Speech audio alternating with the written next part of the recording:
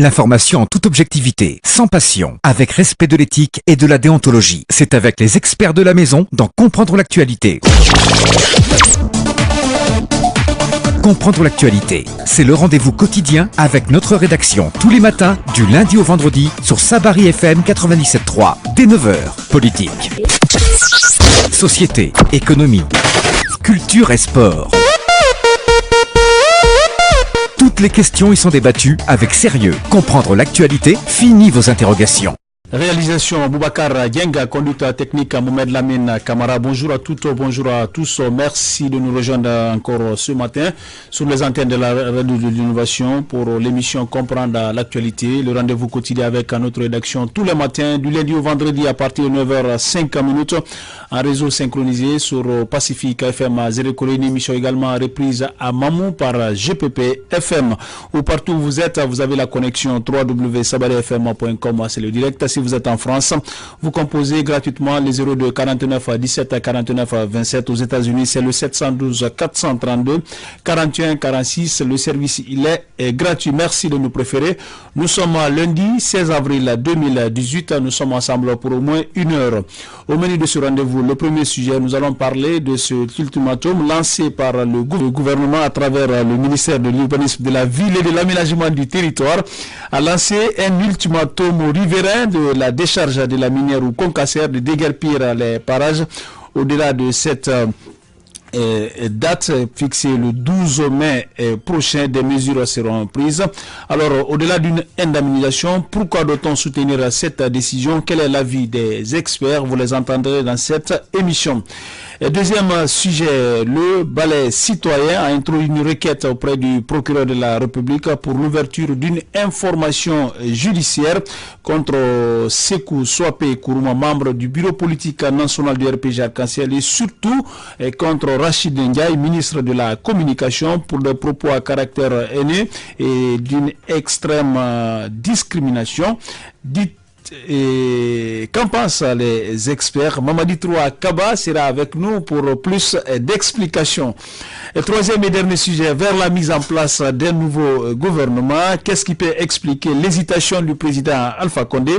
Avait-il d'ailleurs besoin de faire cette annonce? On se rappelle, c'était en marge de la fête internationale des femmes le 8 mars dernier que le président Alpha Condé a annoncé poursuivre des consultations pour la mise en place d'un nouveau gouvernement. Quel type de premier ministre pour la Guinée? Quel type de gouvernement? Autant de questions qui seront débattues dans cette émission avec les experts. Ils sont 4 autour de moi ce matin pour en débattre. Bonjour Abakar Condé. Bonjour Malik, bonjour à tous. Bonjour Ibrahim Adjoudle Diallo. Bonjour à tous. Bonjour Amadou Makissa Diallo. Bonjour à tous. Bonjour Koulouba Kouivoudi. Bonjour à tous. Une fois encore, merci de nous préférer. Bienvenue à tous.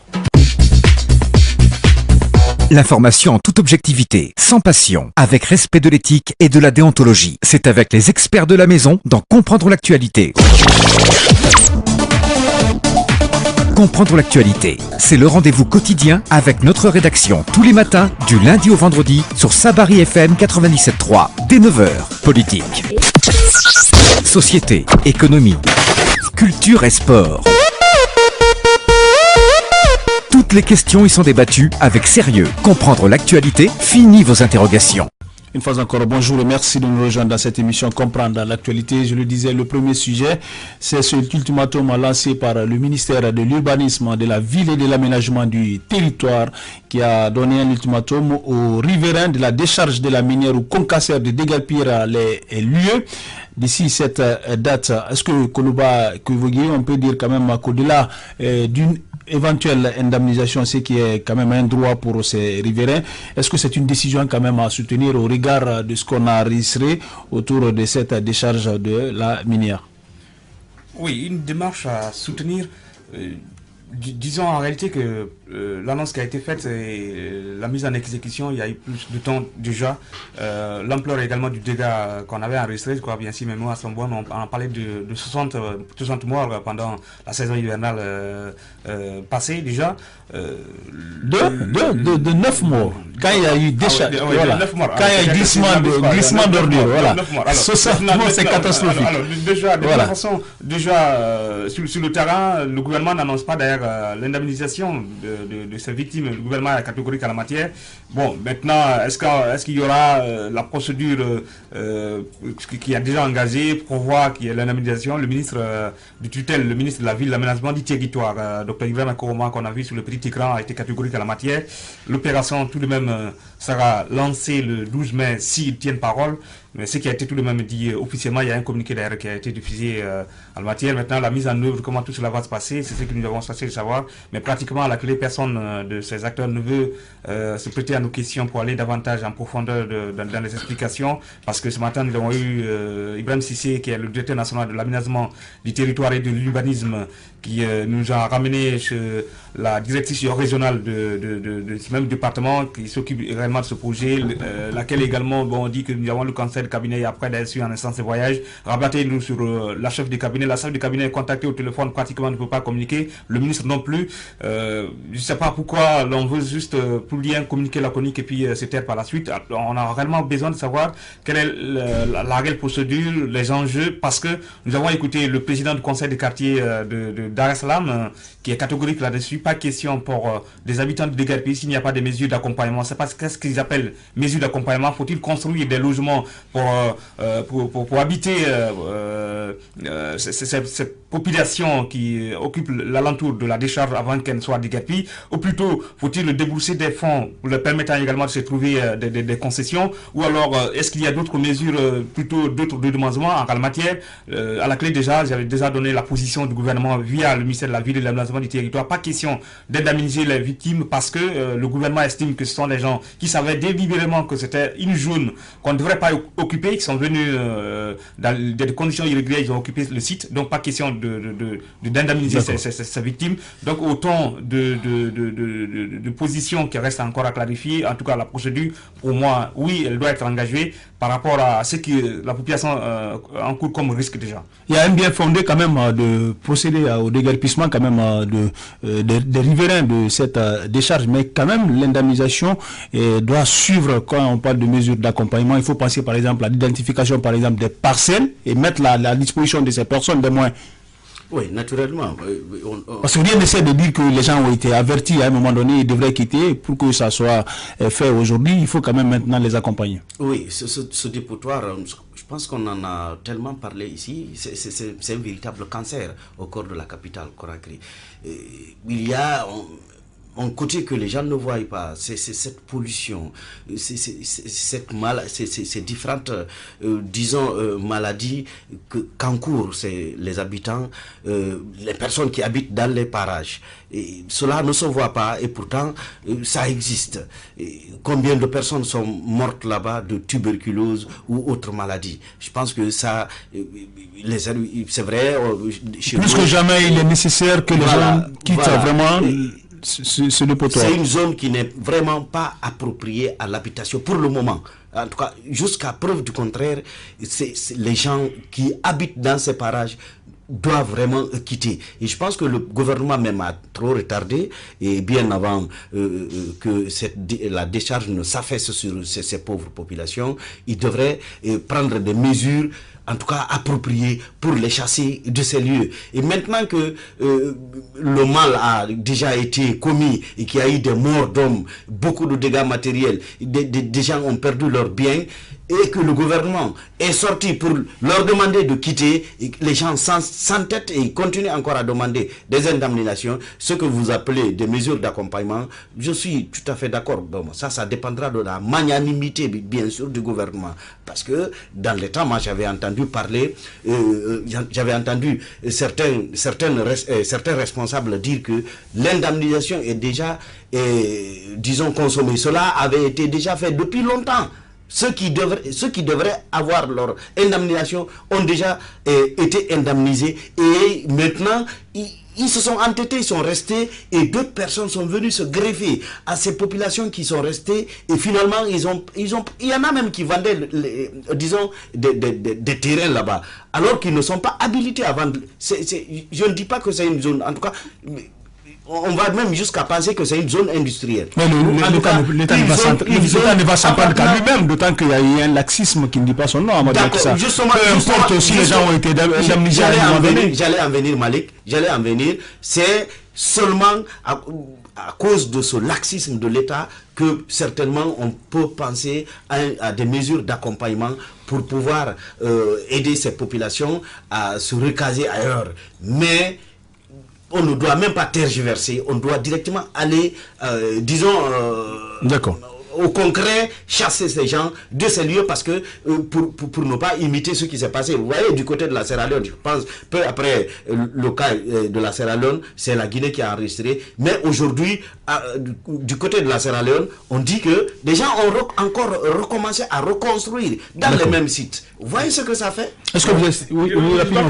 il y a quelques petits détails encore qu'il faille apporter dans ce dossier. Le gouvernement même est flou dans sa démarche, je le disais, par rapport au ministère de la Ville. Le président, dans l'une de ses conférences à la présidence là-bas, il avait également dit le gouvernement a du mal à adopter une réelle position. Est-ce que ce sont les occupants qu'on va déguerpir et qu'est-ce qu'on fait de la décharge? La question avait été posée et même le président a tardé réellement, plutôt, je ne veux pas dire tardé, mais a eu du mal à trouver la réelle politique. Parce qu'il a dit que le gouvernement était en train de réfléchir. Maintenant, le gouvernement est en train de réfléchir. Plusieurs mois après, c'est le communiqué du ministère de la Ville qu'on entend où le ministre... Oui, mais le plus important, la clé pour le moment, c'est de sauver les vies. Oui, et je crois que nous sommes plus loin quand même de la saison des pluies. Quand on va déguerpir ces occupants aux alentours de la décharge, qu'est-ce qu'on fait de la décharge? Parce que c'est la décharge qui est en train de causer plutôt l'intoxication. Justement, on aura pour un premier temps quand même sauver des vies, Koulouba. C'est-à-dire, pour un premier temps, sauver des vies. Mais c'est pas s'il y a d'autres solutions à envisager, je crois que ça peut être un autre domaine. Peut-être vous pensez à la transformation de ces... De parler d'autres aujourd'hui,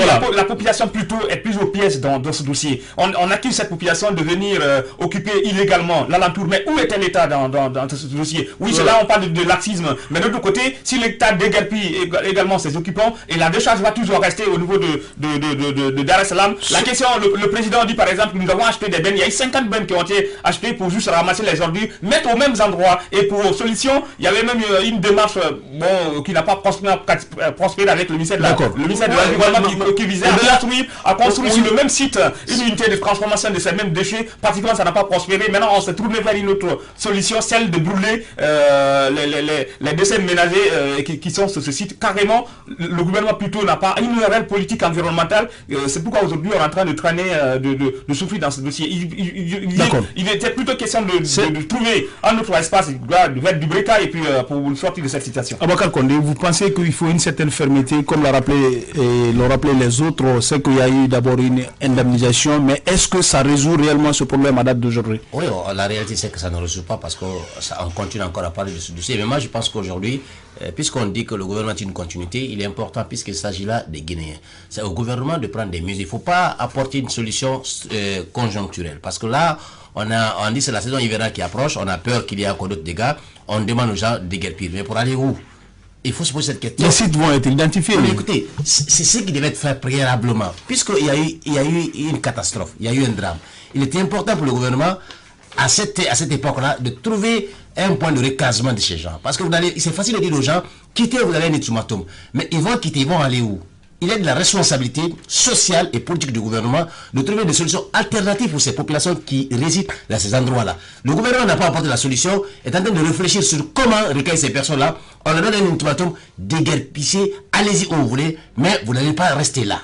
D'ailleurs, ça veut dire qu'on a comme l'impression que le gouvernement a du mal à trouver la réelle politique dans le cadre de la gestion de ce dépotoir-là. Parce qu'on sait, à l'époque à laquelle on avait installé ce dépotoir-là, il n'y avait pas assez de gens qu'on a cru n'était pas trop habités. Donc on a essayé, on a pensé que on avait placé ça à un endroit trop reculé. Maintenant aujourd'hui il y a une démographie et les gens sont venus vraiment s'installer n'importe comment. Il était important. Oh, mais justement ils doivent quitter. Oui, c'est-à-dire complaisance ou pas, il y a des gens qui sont installés qui ne devraient pas vraiment être là. Parce qu'on voit quand même la montée d'ordure.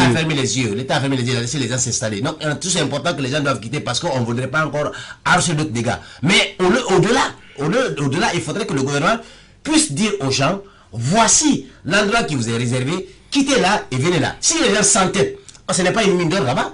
On sait que c'est la pauvreté. Macky l'a rappelé, c'est la maladie qui est là-bas. Les gens s'intoxiquent à ciel ouvert. Maintenant, si vous dites aux gens, quittez là et venez là, ils ont un endroit approprié, c'est facile. C'est comme ce qui se passe dans les mines.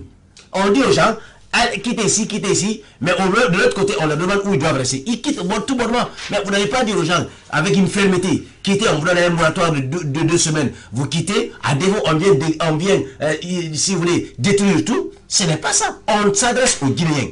Donc la réponse, elle est guinéenne. Cette réponse guinéenne-là, c'est de permettre à ces Guinéens-là de vivre dignement dans un endroit bien approprié. Donc, moi-même, c'est révoltant que le gouvernement sorte un communiqué pour menacer les gens. Il ne s'agit pas de menacer, il s'agit de poser des actes concrets. C'est après concertation, bien sûr, il faut le rappeler. Ce n'est pas une décision prise unilatéralement. Il faut apporter une solution appropriée. Voilà, ce n'est pas un rapport de force. Voilà, au-delà de tout, c'est-à-dire fermeté ou pas, aujourd'hui, il y a une nécessité et quand même que la population ou les habitants de ce riverains de ce dépotoir acceptent volontairement même de quitter les lieux, surtout que nous sommes à l'approche de la saison des pluies. Oui, je suis d'accord avec vous, accepte de quitter, mais est-ce que cette population a où aller? S'il faut quitter pour aller être à la Belle Étoile, surtout que vous dites que voilà, il y a la saison quand même des pluies qui approche. Donc je pense que le moment non seulement a été mal choisi par le gouvernement, mais a un fait quand même que je tiens à rappeler. Je pense que même au sein de la presse, nous n'avons pas pris la peine vraiment de nous approprier réellement de ce dossier, parce que moi j'ai écouté quand même le chef de quartier de cette localité dont on parle, puisqu'il s'agit de Dar Salam quand même, où se trouve cette décharge. Je pense que Macky Sall le rappelait tout de suite, il y a eu un premier temps des personnes qui ont été déguerpies et qui ont été même dédommagées. Et le cordon avait été établi à l'époque. Il y a un cordon de sécurité qui a été établi, parce qu'il faut le rappeler à la genèse du problème, c'est que c'était une carrière. Donc l'État à l'époque avait décidé que les gens viennent déverser des ordures pour fermer le trou, ce qui a été fait. Mais malheureusement, l'initiative n'avait pas été prise à l'époque pour arrêter que les ordures, qu'on arrête de verser les ordures à ce niveau, et ça a continué. Et finalement, les personnes qui étaient dans la zone ont été déguerpies et dédommagées, je le disais à l'instant. Donc un cordon de sécurité avait été établi. Ce qu'il faut dire actuellement, c'est que c'est la décharge qui est plutôt allée vers les citoyens. Donc ce ne sont pas les citoyens qui sont venus construire dans la décharge. Donc la précision à ce niveau, elle est importante. Donc quand la situation se présente comme telle à l'État, parce qu'il faut le dire, c'est non seulement un problème pour l'État, mais aussi pour les citoyens quand même dont les vies sont menacées aujourd'hui. Parce que quoi qu'on dise, la priorité doit être là, c'est-à-dire il faut sauver d'abord des vies. Je suis d'accord avec vous, mais il faut sauver des vies. Pour sauver des vies, il faut quand même créer le minimum de conditions pour que, quand vous essayez de sauver des vies, vous ne créez pas aussi d'autres problèmes. Parce que c'est là où, moi, mon problème se situe. Ces populations, n'oubliez pas quand même que c'est des gens, pour la plupart, qui se sont démerdés, et tant bien que mal, pour construire une petite baraque ou habiter avec leur famille. Quand vous leur dites de quitter, il n'y a même pas un domaine indiqué où ils peuvent aller poser 2-3 briques pour essayer quand même d'habiter avec leur famille. Je pense que c'est assez compliqué. Quand vous leur dites de quitter là-bas, ils vont aller où? La question quand même, elle se pose. Je ne sais pas si le débat a été mené au sein du département de la ville.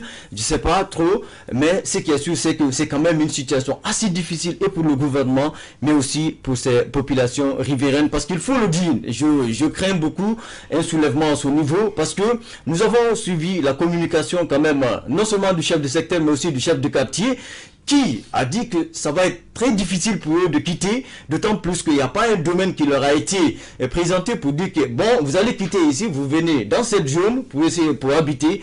Cela n'a pas été fait. Dans sa communication, il n'a pas été insolent. Il dit ça va être difficile. Et ce difficile-là, je pense qu'il appartient à ceux-là qui l'ont écouté de comprendre ce qui est dit. Alors, à entendre en tout cas ces citoyens, on a l'impression que la démarche devrait être quoi? C'est-à-dire qu'on délocalise la décharge et que ces populations restent sur leur place. Mais est-ce que disons, comme Koloba le rappelait tout à l'heure, est-ce que le gouvernement a une politique réelle de débarrasser cette zone de ces immondices qui se sont entachés, je ne sais pas, depuis combien d'années? Depuis combien d'années on ne fait que entasser ces ordures?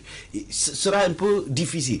Moi, je pense que la meilleure pratique, c'est de trouver aujourd'hui, pour en tout cas encore éviter des remous sociaux, éviter des affrontements, éviter qu'il y ait encore mort d'hommes, c'est-à-dire au-delà de ce que les déchets ont tué, que les forces de l'ordre et les populations ne s'affrontent et qu'on enregistre encore des pertes en vies humaines. Il est aujourd'hui impérieux, en tout cas nécessaire pour l'État, de trouver un autre domaine aller recaser, en tout cas, apporter un petit soutien à ces personnes en leur trouvant des lopins de terre mais aussi une petite assistance, même s'il faut repousser la date qui est préalablement fixée, c'est-à-dire la date butoir de déguerpissement. Parce que il faut que les gens quittent il faut forcément. Nous sommes plus loin de la saison de pluie. Parce qu'après, il ne faut pas aller crier au drame, dire il y a eu glissement de d'ordures encore, il y a eu des morts par-ci, par-là. Pourquoi je m'exprime ainsi? C'est parce que depuis au moment où on avait enregistré d'accord, on va pas continuer à parler du passé. Oui, justement. Causé par ces déchets, c'est à ce moment. Cela ne doit plus être des excuses pour cette population. Il fallait taper le fer. Oui, justement. Ces populations n'ont pas où aller. Ces populations n'ont pas où aller. Maintenant que le problème se pose et que l'État décide de prendre des responsabilités, prendre des décisions pour déguerpir les lieux, moi je crois qu'il n'y a pas... Non, mais c'est des responsabilités, excusez-moi, irresponsables aussi. Non, si vous estimez que c'est... Vous estimez peut-être que la décision est tardive, c'est cela? Ah oui, elle est tardive. Oui, mais la décision est tardive, d'autant qu'il y a la saison de pluie qui frappe quand même à la porte. Combien d'ONG ont apporté vraiment des vivres, des habits, tout cela, un soutien à ces populations riveraines. Mais aujourd'hui, il faut le reconnaître d'abord, Macky Sall, le nouveau ministre est venu. Il a pris peut-être la dimension quand même de cette affaire, parce que ça a été quand même ses premiers pas quand il a été nommé ministre.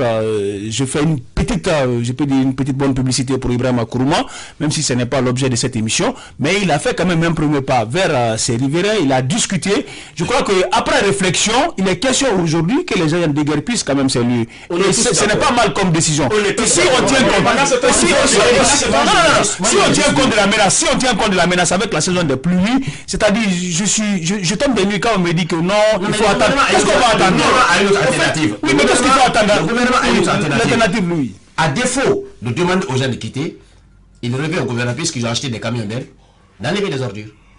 On peut éviter, puisqu'on a peur qu'on puisse avoir un autre Dar es Salaam qu'on a connu, c'est-à-dire que les gens, les ordures sont bien tués, et ils ont la possibilité, puisque le gouvernement a les moyens, a des bennes, a des camions remorques, a n'importe quoi, le gouvernement peut aller débarrasser l'endroit des ordures pour éviter que... Parce que c'est plus coûteux que le dédommagement. Ah mais voilà, c'est un gouvernement qui sait pas ce qu'il veut. Et je pense que c'est...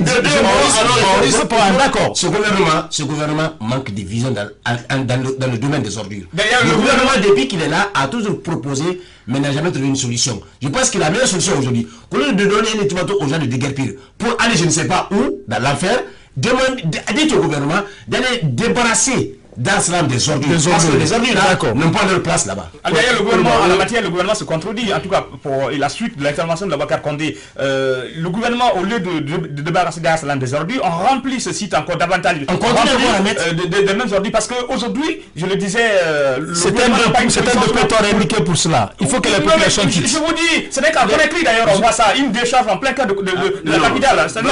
C'est qu'ici on voit tout cela. Quand on demande à la population de quitter, d'ailleurs c'est une démarche, je ne veux pas dire illégale, mais aussi longue que possible, la solution palliative pour l'instant, en tout cas circonstancielle, c'est ce que vient de donner Boubacar Condé, mais le gouvernement n'entend pas oreille par rapport à cette... Vous avez fait un tour au niveau de ces décharges? Non, la question c'est les habitations sont carrément en dessous quand même de cette montagne aujourd'hui. Oui, mais justement, il faut... Mais si on demande... C'est pas tout Dar es Salaam, c'est un périmètre peut-être qu'on va... Je vais vous dire encore, ce n'est pas une bonne manière de demander aux gens de quitter. Même s'il est vrai que l'État doit récupérer sa domaine, c'est tout à fait normal qu'il ne marche que non. Mais quand vous allez demander aux gens de quitter, au même moment, les camions Ben et autres ramassent des ordures pour aller mettre aux mêmes endroits. Alors ça veut dire qu'à la longue, si on ne trouve pas d'autres décharges, c'est-à-dire que on va se retrouver à la même situation. On aura demandé à la population de quitter, la décharge sera encore pleine et du coup, ceux qui habitent, ceux qui ont construit leur maison dans des domaines réguliers seront également menacés par cette je souhaite que ça soit un autre site je souhaite peut-être que ça fasse l'objet peut-être d'un autre débat, mais avant la première décision, en tout cas, souhaitons quand même que la population obtempère. Inappropriée. Voilà, ça c'est votre avis. C'est difficile à ce niveau parce que quand vous me dites de quitter là où j'ai construit, vous me dites d'aller je ne sais où, parce que c'est pas indiqué. Non, les sites seront indiqués. C'est difficile. Les sites seront indiqués. Pour le moment, les sites seront indiqués. À défaut peut-être que les sites soient indiqués, quand même on peut dédommager les gens en termes de finances. Juste un petit conseil aux occupants, c'est de prendre tous leurs biens aller déposer à la présidence. Non, arrêtez d'appeler à des choses comme ça, d'accord, non, c'est un président de prendre sa responsabilité. Attends, ce n'est pas quand même une voie à conseiller à Bakar Koné. Ce n'est pas une voie à conseiller. Non, ce n'est pas vraiment, ce n'est pas quand même une voie à conseiller à ces citoyens. Une inquiétude, si vous permettez, Malika. C'est que, c'est vrai, on demande à ces citoyens de quitter à ce jour, mais du côté du gouvernement, même à entendre le ministre communiquer, vous comprenez qu'il n'y a pas une volonté de dédommager ces citoyens. Parce que j'ai entendu dire le ministre que, au lieu de... c'est-à-dire, quand vous prenez une somme qui pourrait être allouée au dédommagement, vous prenez chacun, même si chacun est dédommagé à hauteur de 50 millions, si vous êtes malade, si vous avez une maladie grave, ces 50 millions ne vont servir qu'à vous soigner. Vous n'allez pas vous reconstruire une autre maison. Donc, c'est dire que le gouvernement même, en tout cas dans la communication du ministre, n'est pas disposé à dédommager ces citoyens. Donc, je pense que ça craint à ce niveau. Oui, mais sauf que cette décision n'est pas égale quand même à une prise en charge sanitaire. Voilà, il faut faire extrêmement attention. Parce qu'après, ceux qui sont malades maintenant, là, qui sont... Imaginons que le gouvernement ne réagisse pas. Ils vont continuer à se traiter eux-mêmes.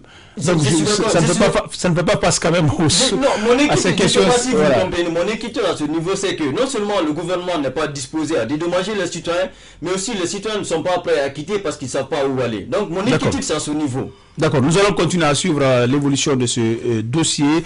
Nous souhaitons quand même que s'il doit y avoir déguerpissement, que les gens soient dédommagés à la hauteur de leur attente pour qu'ils puissent se trouver des abris pour ne pas créer d'autres problèmes en essayant de résolver un autre. Nous allons continuer sans transition. On attaque le deuxième sujet de cette émission. Le vendredi dernier, la cellule Balai Citoyen a animé un point de presse au cours duquel elle a annoncé l'introduction d'une requête auprès du procureur de la République pour l'ouverture d'une information judiciaire contre Sékou Soapé Kourouma et les membres du bureau politique national du RPG Arc-en-Ciel, le parti au pouvoir, mais également contre Rachid Ndiaye, ministre de la Communication, pour des propos à caractère haineux et d'une extrême violence.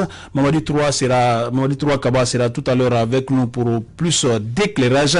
Alors vous, experts, comment vous avez accueilli cette démarche de cette ONG qui ne cesse plus de faire parler d'elle?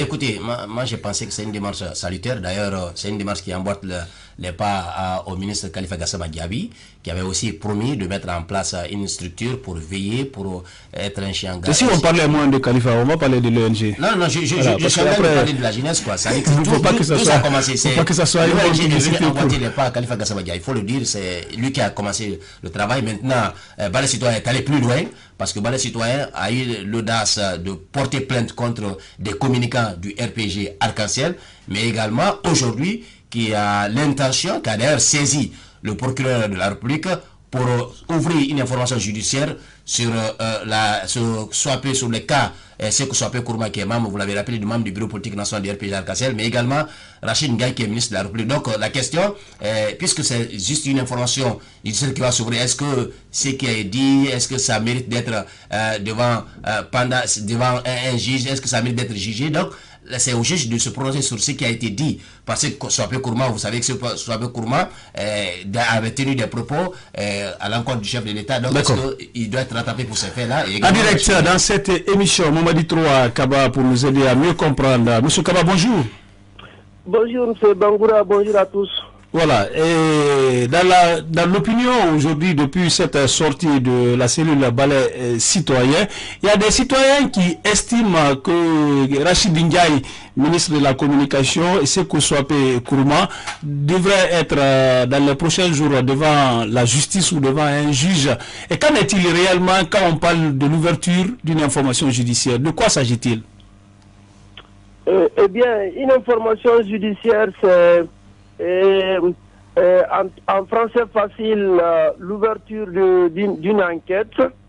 Vous savez, surtout lorsqu'il s'agit d'un crime, l'instruction est une obligation. Il faut d'abord instruire ce qui revient au juge d'instruction.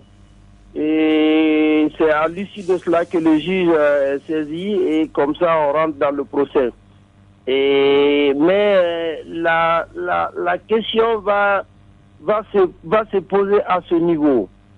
C'est que le premier nom que vous avez cité, M. Racine Ndiaye, qui est un ministre de la République, il y a un privilège de juridiction qui est accordé au président de la République et au ministre. Ce privilège de juridiction, c'est que dans l'exercice de leurs fonctions ou à l'occasion de ces fonctions, lorsque le président et le ministre commettent des crimes ou des délits, ils ne peuvent être jugés que par la Haute Cour de justice. Certes, ils ne sont pas au-dessus de la loi, ils sont des justiciables, mais seulement qu'ils bénéficient de ce privilège de juridiction et donc qui fait qu'ils ne peuvent être entendus que par la Haute Cour de justice. Mais encore une fois, toute la question relative à l'ouverture d'instruction visant M. Racine Ndiaye, toute la question se situe à ce niveau. Est-ce le motif pour lequel il y aura cette ouverture a été dans l'exercice de ses fonctions ou à l'occasion de ses fonctions? Toute l'analyse va être focalisée sur ça.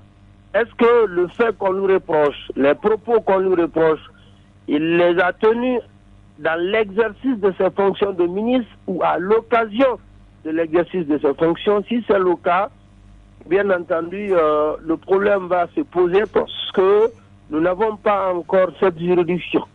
La Haute Cour de justice, qui naturellement, conformément à l'article 118 de la Constitution, est la seule juridiction compétente pour connaître des délits et crimes commis par le président ou les ministres dans l'exercice de leurs fonctions. Voilà, donc à l'absence de cette haute cour de justice, une telle information judiciaire qui est déjà ouverte au niveau du procureur qui sollicitée par le balai citoyen pour que le procureur puisse ouvrir cette information judiciaire, à quoi ça peut déboucher? Avant de répondre à ça, je voulais d'abord féliciter la cellule balai citoyen pour ses initiatives. Et vous savez, les citoyens que nous sommes, nous avons l'obligation de dénoncer au procureur toutes les violations à la loi pénale. Ça, c'est une obligation qui pèse sur nous. Et le procureur lui-même aussi a l'obligation de déclencher l'action contre toutes les violations à la loi pénale. Et donc, je salue et je félicite cette organisation de la société civile pour des initiatives pareilles. Maintenant que l'ouverture est faite, eh bien, le juge d'instruction va procéder à cette analyse-là pour savoir est-ce que les faits reprochés à M. Racine Ndiaye l'ont été dans l'exercice de ses fonctions de ministre. Si c'est le cas, la conclusion serait que eh bien, la juridiction saisie sera incompétente parce que, et comme je l'ai dit, seule la Haute Cour de justice est compétente pour connaître des crimes ou délits commis par le président et les ministres dans l'exercice ou à l'occasion de leurs fonctions.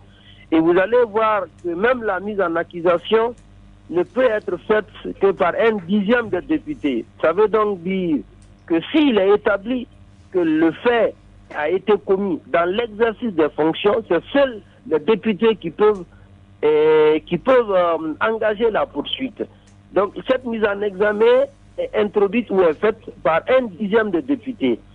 Et maintenant que 1/10 des députés prendra l'initiative et de poursuivre le ministre en question, il faut encore un autre vote à l'Assemblée pour que l'accusation soit, si vous voulez, soit adaptée. Et ce vote à l'Assemblée se fera à la majorité de 3/5. C'est-à-dire sur chaque 5 députés, il faut 3 qui soient pour l'accusation. Et c'est suite à ça que la Haute Cour de justice sera saisie. Et vous savez, la Haute Cour de justice, si elle venait à être installée, elle sera composée de 9 membres.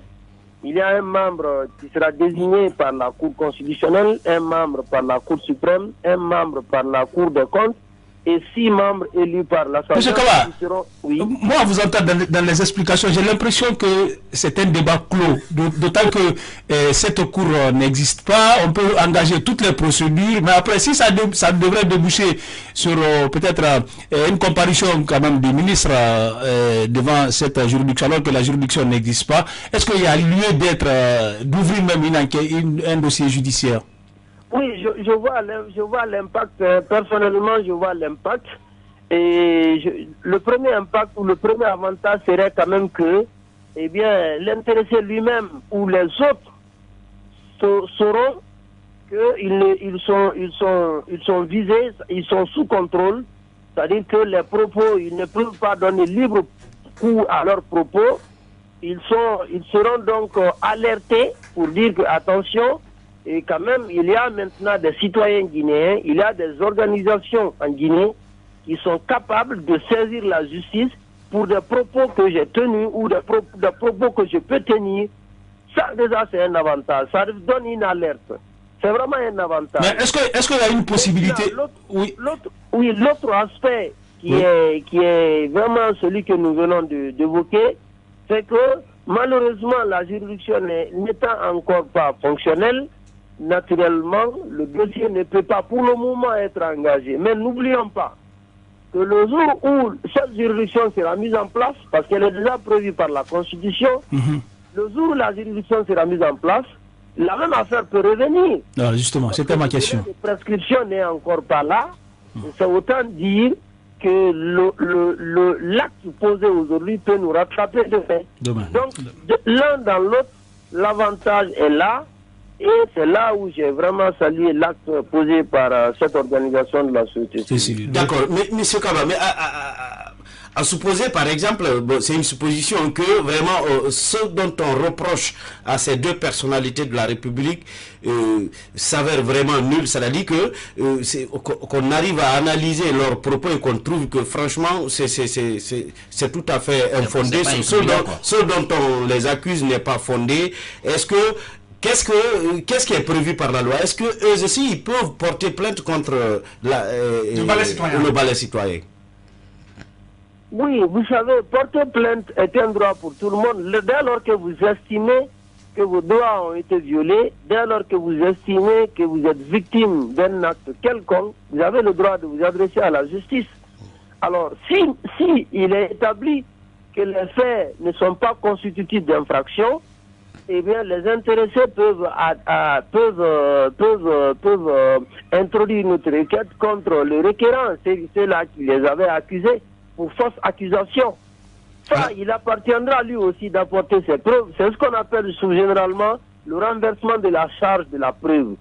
Parce que c'est au demandeur d'apporter la preuve. Aujourd'hui, le balai citoyen a saisi le procureur.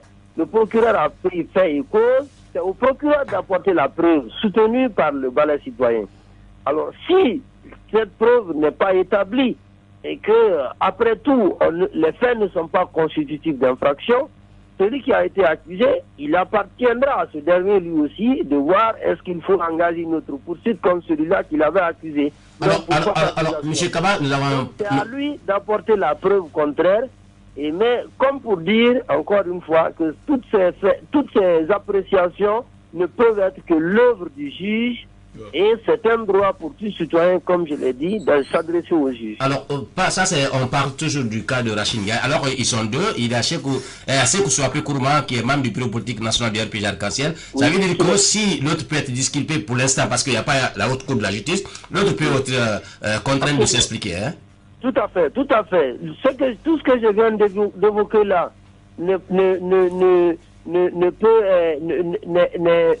n'est possible que pour M. Rachid Ndiaye, qui pour le moment est ministre de la République, mais M. Sekou Souapé, quel que soit le statut ou le rang social qu'il a, il n'est ni ministre ni président, donc il n'est pas visé par l'article 118 de la Constitution. Donc lui, il est justiciable comme tout autre citoyen.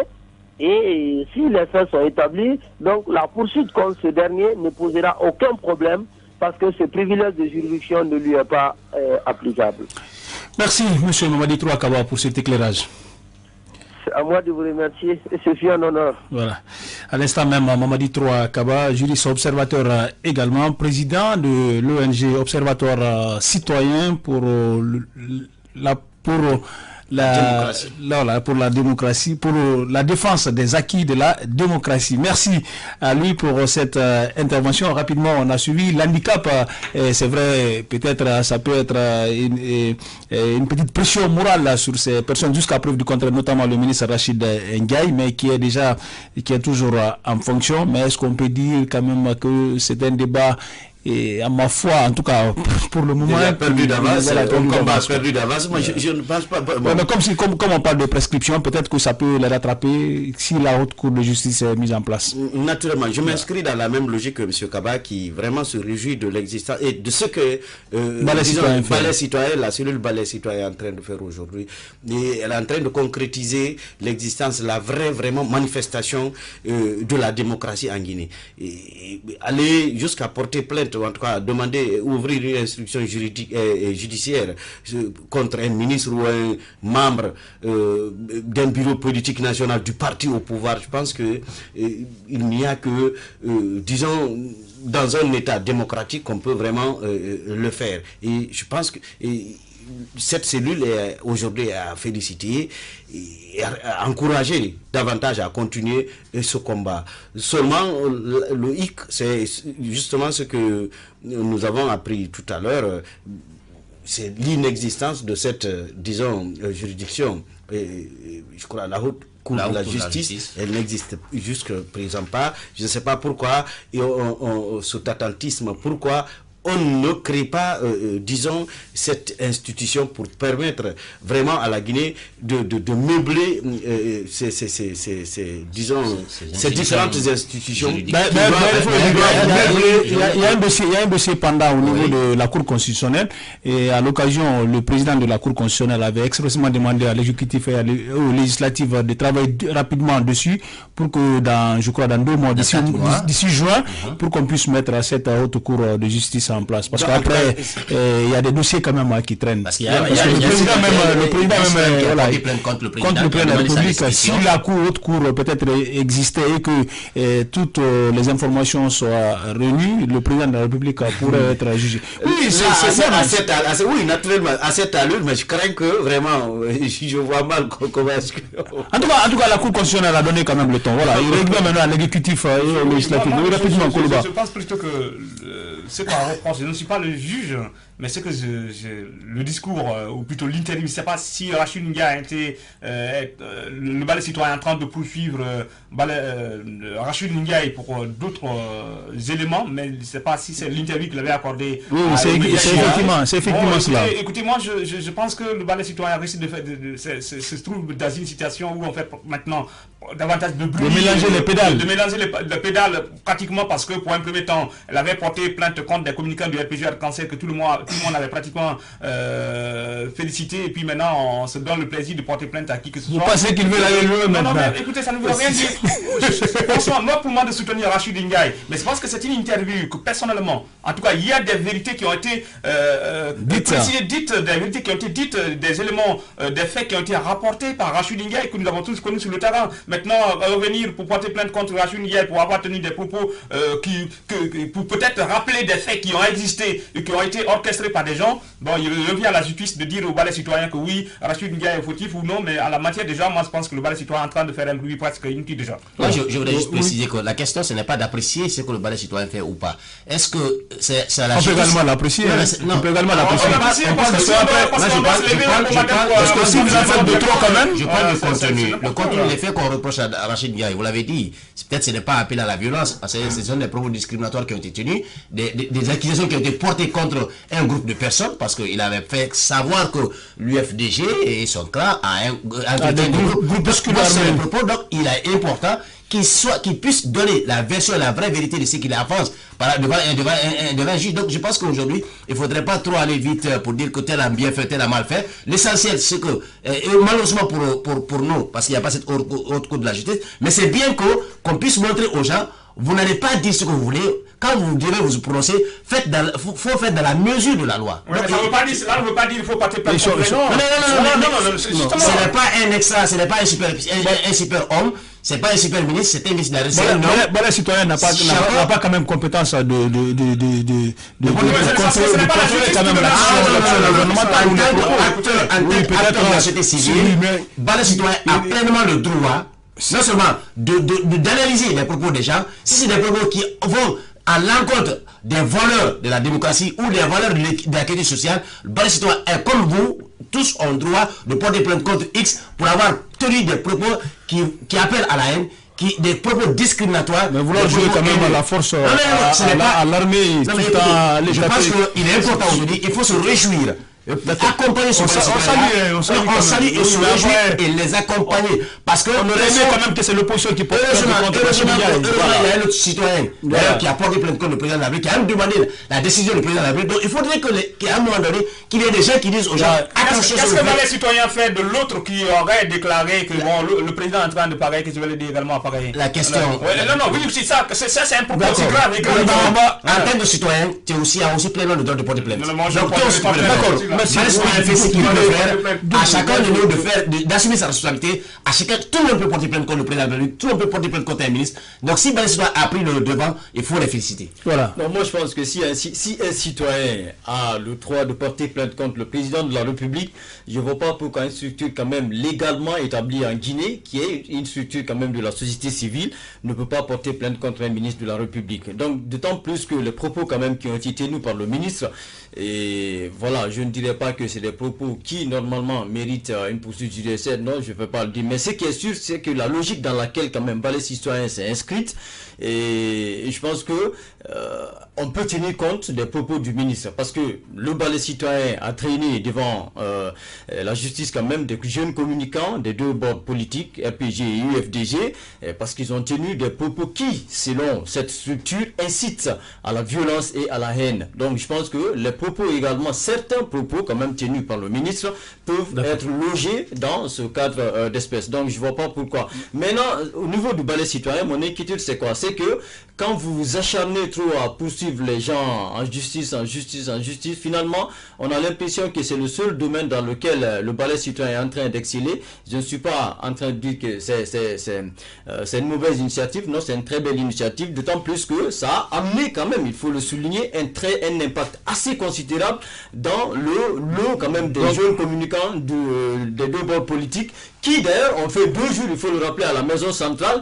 Et à leur sortie, je vous assure Malik, ils sont devenus des très bons religieux. En tout cas, il faut suivre de près également ce dossier, et tout en reconnaissant que Balai-Citoyen fait son travail, mais ne devrait pas se substituer quand même, ne devrait pas devenir un gendarme pour être aux aguets par rapport à tout comportement que les Guinéens vont poser dans les prochains jours. Merci à tous d'avoir été là. On n'a pas eu suffisamment le temps de parler de ce sujet qui est recalé pour demain, la mise en place prochaine d'un nouveau gouvernement. Qu'est-ce qui fait traîner les pas au président Alpha Condé? On en discutera demain avec les experts. Quel type de Premier ministre, quel type de gouvernement pour la Guinée? Autant de questions qui seront débattues demain dans notre émission de comprendre l'actualité. D'ici là. L'information en toute objectivité, sans passion, avec respect de l'éthique et de la déontologie. C'est avec les experts de la maison dans Comprendre l'actualité. Comprendre l'actualité, c'est le rendez-vous quotidien avec notre rédaction tous les matins, du lundi au vendredi, sur Sabari FM 97.3, dès 9h. Politique, société, économie, culture et sport. Toutes les questions y sont débattues avec sérieux. Comprendre l'actualité, fini vos interrogations.